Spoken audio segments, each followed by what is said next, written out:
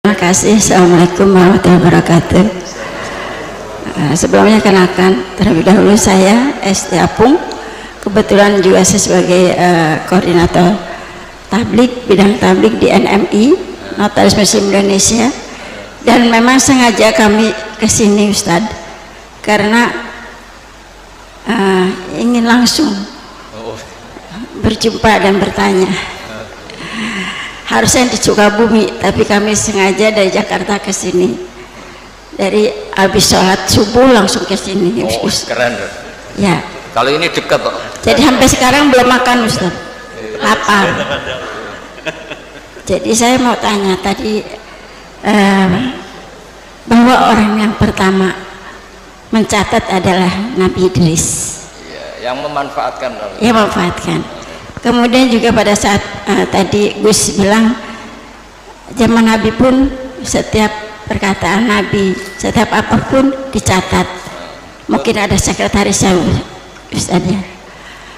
Dan kami sering menanyakan juga kepada ustaz-ustaz yang lain bahwa untuk notaris ini juga diatur di Al-Quran di surat Al-Baqarah ayat 282 kalau nggak salah. 282 Ustaz. Nah, itu bagaimana kaitannya dengan peristiwa-peristiwa yang telah Allah berikan kepada Rasul-Rasul, dan sehingga pada saat terakhir, kitab terakhir disebutkan bahwa setiap ada perjanjian atau apapun yang dilakukan oleh manusia itu harus dicatat dan disaksikan oleh dua orang saksi.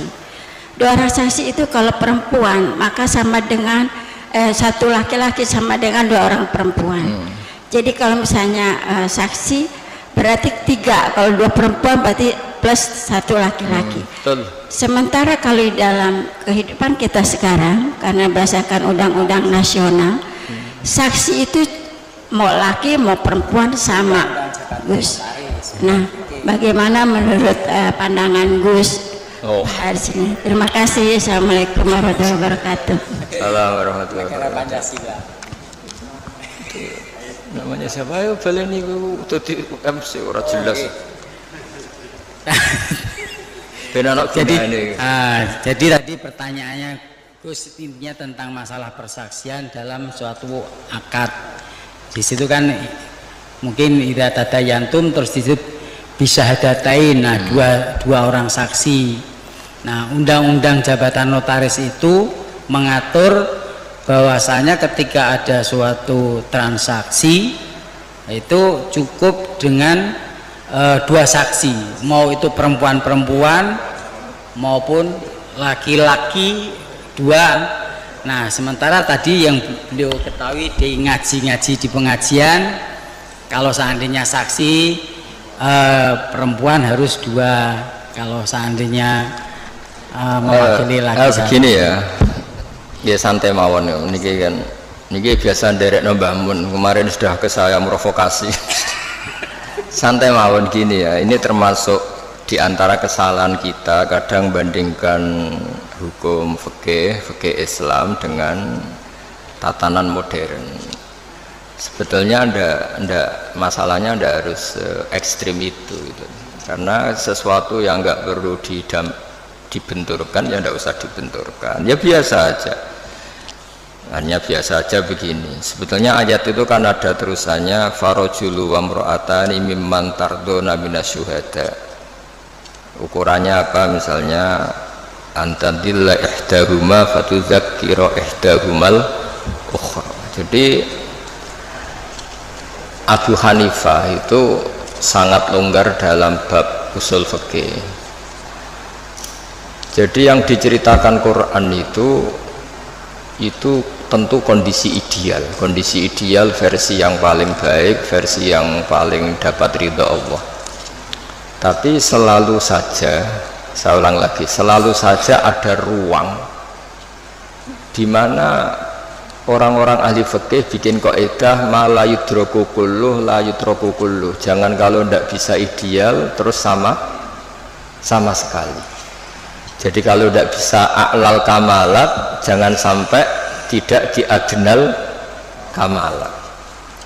Misalnya begini, Kalau nuruti ideal, saksi itu harus adil. Adil itu orangnya nggak pernah dosa besar, nggak sering dosa kecil. Mana ada orang sekarang seperti itu. Terus saksi itu orangnya harus begini-begini. Nak nuruti istri juga gitu. Kalau nuruti kriteria itu harus gitu. Nggak ketemu. Li jamali harus cantik, wa mali harus punya uang, harus punya nasab, punya agama. Pasti yang seperti itu tidak mau sama kamu kan gitu. Jadi, nah lalu inti daripada kesaksian itu qat'un niza. Ada kepastian kalau sengketa ini menang ini, karena ini ada saksinya, yang lain tidak ada saksinya, atau yang satu saksinya kuat, yang satu tidak kuat. Itu saja sebetulnya kebutuhan dalam konflik itu qat'un niza. Soal surahnya persis apa ndak, ya kita yakin yang digambarkan Quran itu kelas A, adnal a'lal kamal. Yang kita lakukan itu adnal kamal, karena mau tidak mau. Saya ulang lagi, mau tidak mau. Dulu itu malah kalau nuruti persis, kalau sengketa itu disidangkan harus habis asar.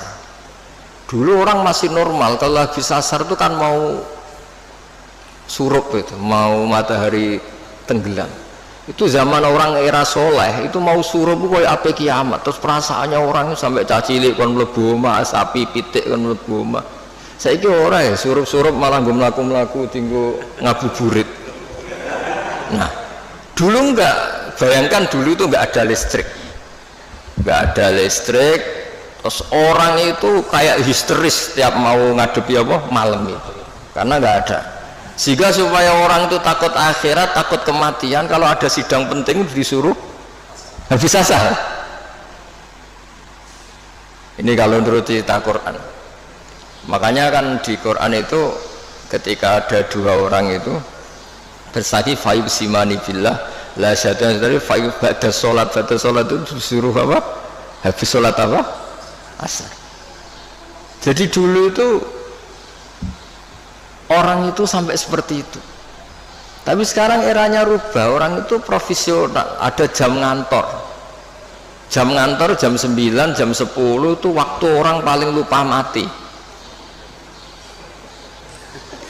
Kan dulu itu izzadatu bainikum dakhadar ahadakum muntau taraka khairan alwasatu dan terus sak terus itu jadi dicari waktu paling orang itu gampang ingat akhirat, kemudian dia ada bohong mergo surup-surup.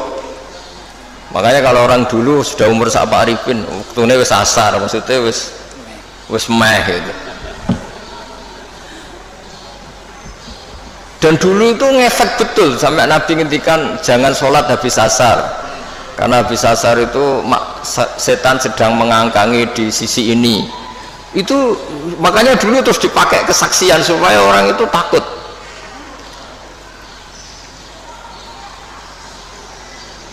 Nah, makanya saya cerita nggak perlu benturkan hukum fikih Islam dengan hukum negara, tapi kita juga jangan mengatakan terus sudah saatnya meninggalkan fikih Islam malah keliru lagi. Kita katakan tadi al-maisur la yasqutu bil maksur, yang bisa dilakukan ya dilakukan, yaitu tadi inti daripada kesaksian itu kan ada qat'un niza tadi. Kalau ada percekcokan ya kita tentu mihak yang punya saksi daripada yang tidak punya saksi, yang saksinya adil daripada yang saksinya fasik, yang saksinya banyak daripada yang saksinya sedikit.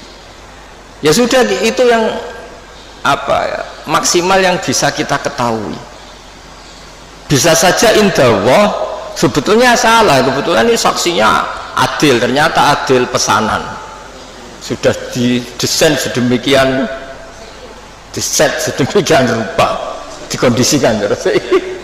Ya kita tidak pernah tahu. Makanya Saudara Rasul ketika kamu berdebat di depan saya, jangan-jangan di antara kalian cara berargumentasi lebih meyakinkan, kemudian saya menangkan. Sebenarnya ketika saya menangkan dan kamu salah, sebetulnya kamu tak kasih neraka gitu.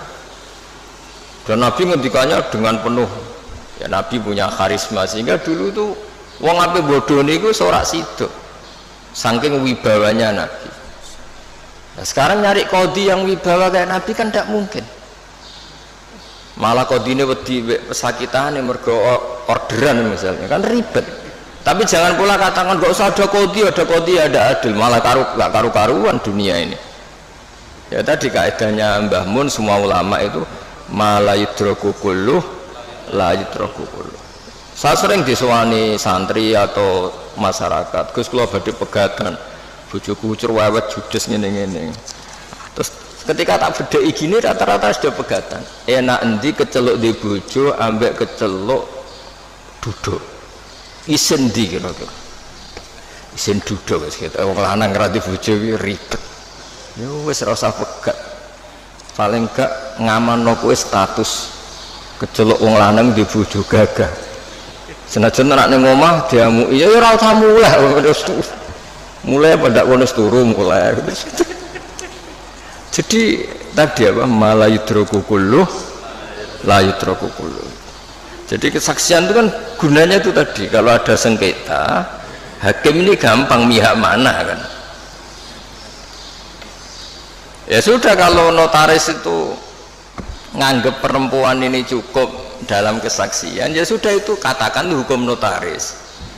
Tapi apa itu menghilangkan hukum Islam apa? Nggak usah gitu, itu nanti memicu. Senengannya kok memicu. Ya kira-kira gitu.